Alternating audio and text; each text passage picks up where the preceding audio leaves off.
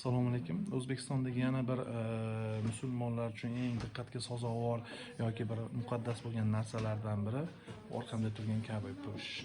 Ya'ni 20-asrning boshida shu Saudiya Arabistoni qirolligi aniq esimda yo'q. Saudiya Arabistoni qirolligi davrida bu narsa Buxoro amiriga sovg'a qilinadi. Endi har yili bilamiz Ka'ba-Pushni olib turli xil eskisini turli xil musulmon davlatlarga sovg'a qilishadi. Endi buni shu Buxoro amiriga sovg'a qilishgan, keyin bu Rossiyada, ya'ni Sovet Rossiyasidan qanday omon qolgan degan savolda hozir shu muzey xodimidan so'rasam, muzey xodimi aytayaptiki, bu Sovet Rossiyasi paytida bu Ka'ba-Push Shveysariyaga, ya'ni shu Buxoro amirini o'zini maxsus narsaga hisob raqamiga qo'yilgan, saqlash uchun u yoqqa qo'yilgan va shu yerdan qaytib olib kelingan keyinchalik va bu 20-asrning boshiga tegishli.